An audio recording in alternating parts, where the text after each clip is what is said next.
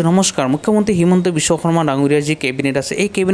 কেবিনেটত এইবাৰ সিদ্ধান্ত গ্ৰহণ কৰিলে পঞ্চায়ত নিৰ্বাচনৰ দিন এইবাৰ এই পঞ্চায়ত নিৰ্বাচন কেনেদৰে পঞ্চায়ত নিৰ্বাচন হ'ব তাৰ লগতে কি থাকিব কেনেদৰে সীমা নিৰ্ধাৰণ কৰিব সকলোবোৰ বিষয়ে আজি এই ভিডিঅ'ৰ জৰিয়তে আপোনালোকে জানিব পাৰিব পঞ্চায়ত নিৰ্বাচনৰ কাৰণে হিমন্ত বিশ্ব শৰ্মা ডাঙৰীয়াই ঘোষণা কৰা বহুকেইটা বিষয় আজি আপোনালোকে জানিব পাৰিব এই ভিডিঅ'ৰ জৰিয়তে গতিকে আপোনালোকে ভিডিঅ'টো সম্পূৰ্ণকৈ চাই থাকিব নিৰ্বাচন হোৱাৰ প্ৰাক মুহূৰ্তত প্ৰত্যেকটো পঞ্চায়ত আৰু জিলা পৰিষদ যাতে দুটা বিধানসভাত নাথাকে সাধাৰণতে এনেকুৱা হয় অসমত যে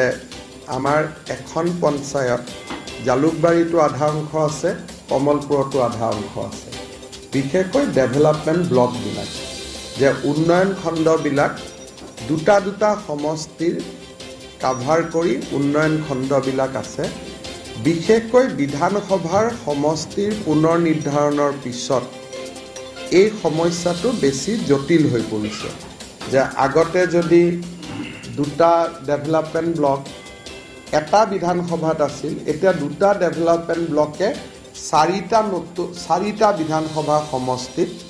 স্পৰ্শ কৰিছে কাৰণ ডিলিমিটেশ্যনৰ সময়ততো ব্লক হিচাপত হোৱা নাই গাঁও হিচাপত হৈছিলে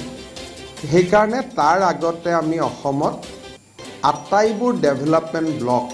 নতুনকৈ পুনৰ নিৰ্ধাৰণ কৰিম আৰু সমষ্টিসমূহৰ পঞ্চায়ত জিলা পৰিষদ আৰু আঞ্চলিক পঞ্চায়তসমূহৰ সীমাৰ পুনৰ নিৰ্ধাৰণ হ'ব